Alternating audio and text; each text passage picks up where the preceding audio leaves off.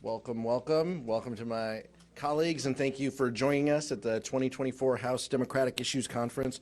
We're thrilled to be here in Congresswoman Wexton's district. Jennifer is such an incredible public servant, a fighter, and we're grateful for her hospitality, along with the Virginia delegation, in welcoming us here today.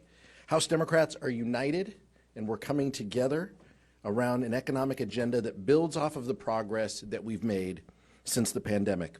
We began in 2024 with another strong jobs report, bringing the total number of jobs created under the Biden-Harris administration at 14.8 million. Unemployment at record lows, inflation is cooling, and wages are rising.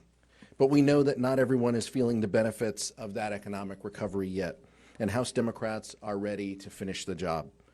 We're going to talk about our work to put people over politics, lowering costs, creating good-paying jobs, building affordable housing, and implementing the landmark pieces of legislation that we passed to raise the quality of life for every American.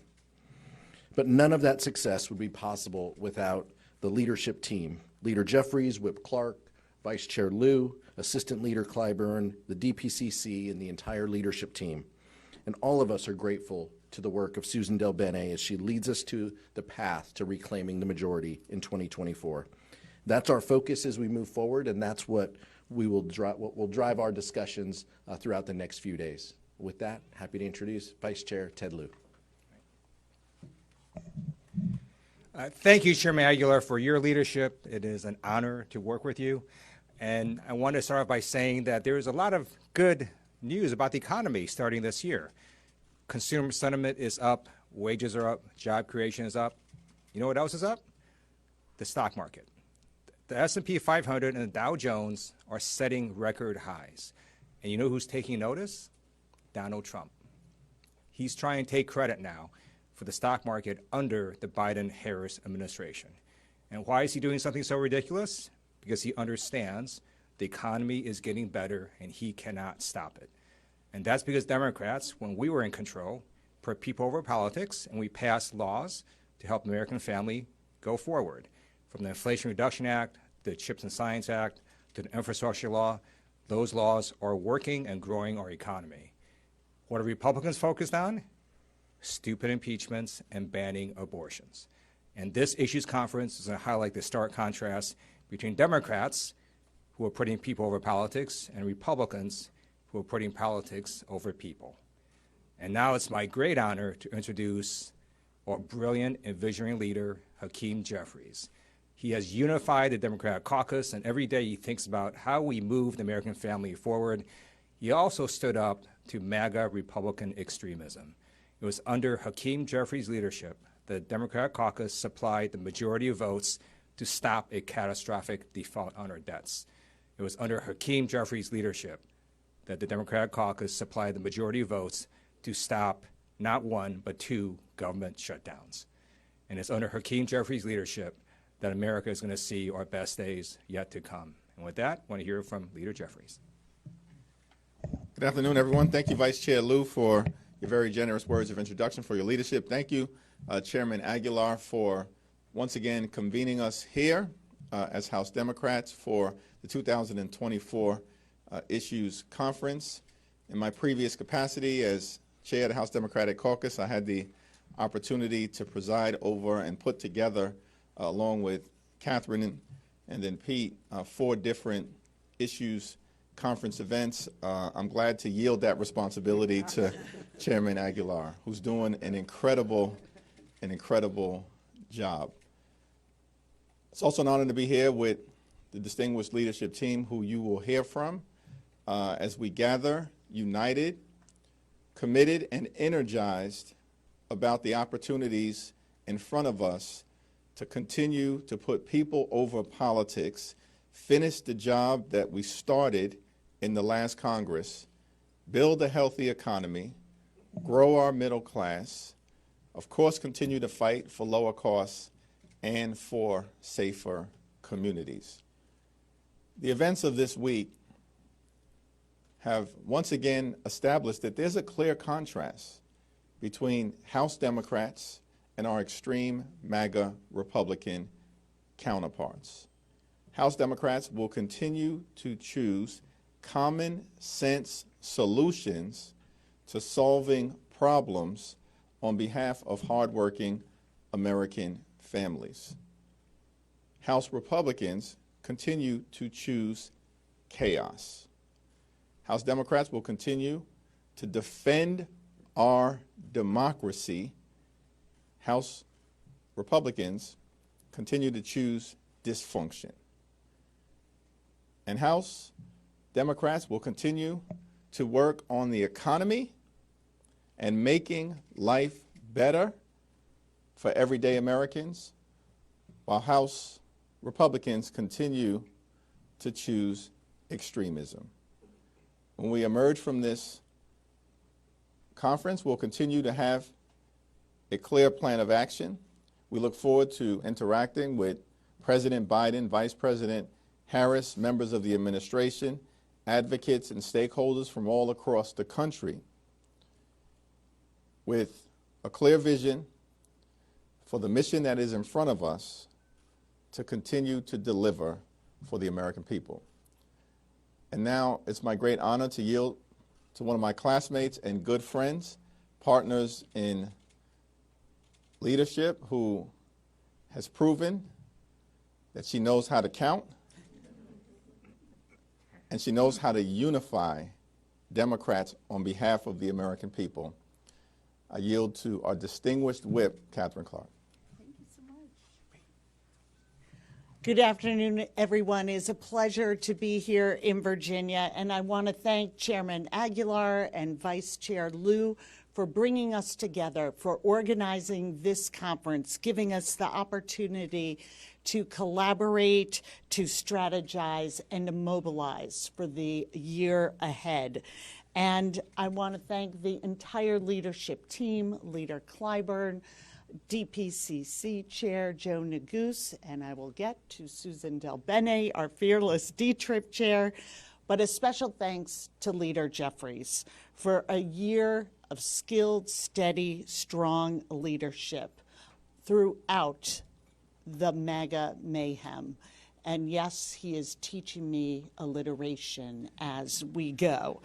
2024 is a new year, but we face the same chaos from the House majority.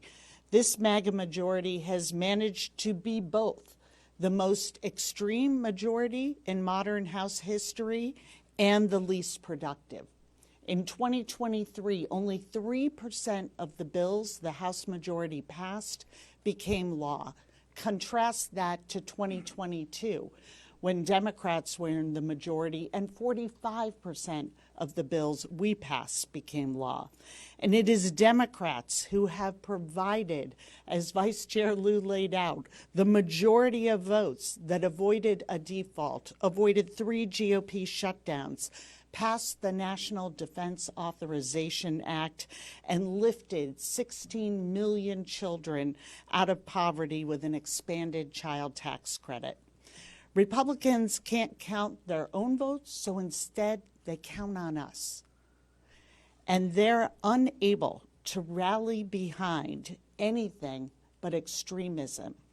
House Democrats are unified because we share values. We share basic core beliefs. We show up for work for the same reason, to do the best by the people who sent us to Washington, to put people over politics, to grow the economy by growing the middle class, to build a country where everyone has a fair shot at success. We have an agenda that aligns with what the American people expect of their elected leaders, building safer communities by getting weapons of war off the street, lowering costs of childcare, healthcare, and housing, and making reproductive freedom the law of the land. And tonight, I am proud to be hosting a session that will be discussing just that. And I hope tomorrow morning you will join us and the women leaders of our caucus on how we will restore reproductive justice and stop the GOP's march to a national abortion ban. Because That's what the American people want. Leaders who will fight for freedom, a Congress that will help President Biden finish the job, not another do-nothing MAGA majority. In 2025, the People's House will get back to work for the American people. And it is a privilege to introduce the woman, the leader, who is going to make it happen, our incredibly talented and tenacious DCCC Chair, Susan DelBene. Thank you, Catherine, and good afternoon, everyone. It's great to be here with all of you. And thanks to the efforts of the entire House Democratic Caucus, we are well positioned to have the right resources, the candidates, the message, and the momentum to take back the House in November for the American people. The DCCC recently announced an incredibly strong year of fundraising, having outraised the NRCC by $30 million and bringing in a total of $121 million in 2023. In addition to the committee's strong fundraising, Democratic frontliners and challengers, on average, have outraised Republican opponents last quarter. With our resources, we will amplify our message and turn out voters. We're working to ensure that we reach a diverse coalition of voters through our Power the People initiative and our In It Together hubs. These programs represent a $35 million investment to persuade and mobilize communities of color, ensuring that we're strategic and intentional about how we engage voters to combat misinformation. We know these communities are critical to our Democratic coalition, and we aren't taking a single voter for granted. We also announced our first slate of red to blue candidates last week. We have multiple paths to take back the majority, and the geographic diversity of this list includes candidates from Iowa, Michigan, Montana, California, Arizona, New York, and more. And it reflects the many opportunities we have. These candidates also reflect the broad and diverse Democratic coalition, presenting a clear contrast to the chaos, dysfunction, and extremism of their Republican opponents. And the first real opportunity to demonstrate our momentum and resolve is just a few days away. The people of New York's 3rd Congressional District deserve responsible leadership and someone they can trust to represent them. Former Representative Tom Suozzi is the perfect fit for the district. He has a proven record of delivering for his community. He's run a very strong campaign in an incredibly short amount of time. We're doing all we can to engage voters and send them back to Congress. This election is about our rights, our freedoms, our democracy, and our future. And the DCCC is committed to taking back the House this November and ensuring that Leader Jeffries becomes Speaker Jeffries. So I want to thank all of my colleagues for their incredible support and hard work. Thank all of you for joining us at the Issues Conference. And now it's my honor to introduce someone who has been a longtime leader of the Democratic Caucus, who has been a mentor to all of us and a strong voice standing up for our communities across the country, our Assistant Leader, Jim Clyburn. Thank you very much, Chair DelBene, and let me thank all of our leadership team here for the tremendous efforts they're making on behalf of the American people. Last night, I had the great honor of introducing Leader Jeffries to a pretty big crowd of upbeat people who were looking forward to this campaign season with so much enthusiasm. It puts to great doubt all that we've been hearing to the contrary. As many of you know, I sort of ground everything I do in the history of this great country of ours. And last week, I went to my bookshelf and I pulled off Martin Luther King Jr.'s last book. Everybody talks about his dream, but in his last book, it was entitled, "Where Do We Go From Here? Chaos or Community?" And as I looked through that book, thinking about where we are as a country where the political environment is right now. The other side of the aisle, as the leader said in his presentation on the floor on yesterday, all about chaos. Our side of the aisle looking for ways to build community. And as prescient as Martin Luther King Jr. was in so many of his writings and his speeches, nothing is more prescient than that last book. And I think that what the Democrats are doing is demonstrating how we repair lives and build communities. And that's what our agenda is all about. President Biden has been talking recently about promises made, promises kept. And what we're going to be doing over the next several months is reminding people of the promises that were made and reminding them of the promises that have been kept. But we're also going to be talking about the way forward. And to give you just one example, when President Biden talked about everybody's been writing about that one little part of the promise that got stopped by the United States Supreme Court. Nobody has been writing until recently about the other 4 parts of the promise that resulted in $137 billion in debt elimination for 3.7 million people. But we are leaning forward on that, and you will hear in a few days of the projection for the next 4 years, another 75,000 borrowers having their debt eliminated every 2 months, another 175,000 for the next 4 years. Promises made, promises kept. However, leaning forward as we go off into the future. And with that, let me yield now back to our chair. Thank you so much. Thank you. I could sit and listen to Mr. Clyburn all day, tell some stories. Questions? We saw obviously what happened on the House floor last night with the Mayorkas impeachment, the Senate border bill that was negotiated. That Republicans said that wasn't enough, and now it looks like that may be dead. Going forward, what is Democrats' message with regard to the border as we head to 2024? Because that has shown up in a lot of polls in these early states as the chief issue on voters' minds.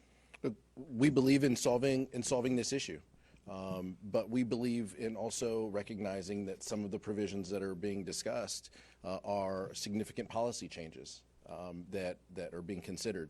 And so we have stood behind the president's national security supplemental time and time again.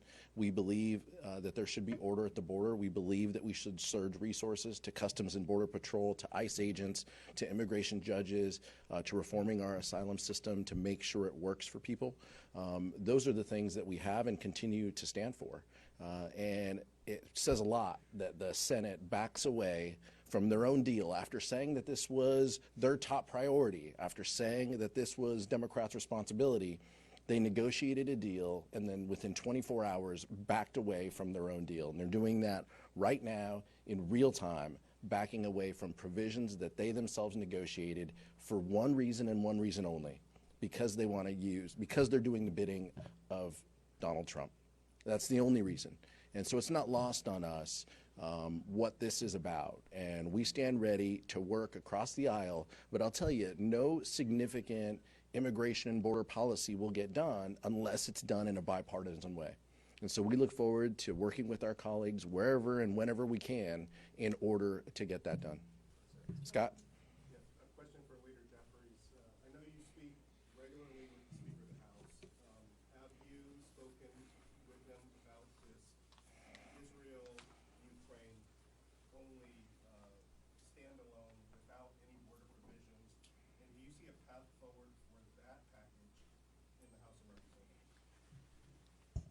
I have not had a conversation with him today, but I expect that we may speak over the next few days. Once we have an understanding as to what happens in the Senate today, but with or without the extreme MAGA Republicans, House Democrats are committed to getting our national security funding priorities over the finish line. It is clear that the time for extreme MAGA Republican political gamesmanship is over.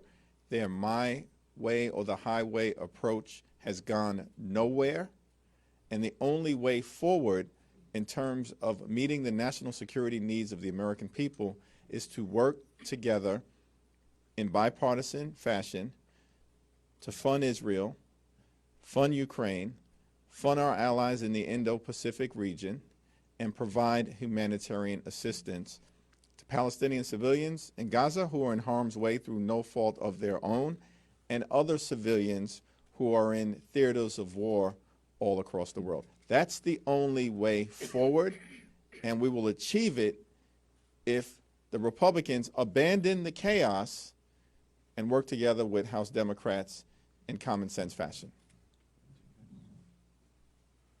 Thank you. So I know you mentioned a lot of President Biden's wins, but he still has 55% disapproval rating. Despite all of these accomplishments that you're saying, why do you think that the majority of Americans are disapproving of his job? Are you worried that he may sink some of your frontliners? Not at all. I mean, and I'm happy to yield to Leader Clyburn and Chair Dobene. Look, we are going to make our case to the American public, and part of this conference is highlighting the steps that we have done, the implementation work on delivering job creation and investments in our community, the dollars that are going out to our communities in the short term as well. It's our responsibility to help talk about that and to amplify that within our communities. But we expect to hear from the Vice President and the President, as well, to make their case with us to work in a coordinated way to make sure that we're meeting the needs of the American people. Mr. Clyburn?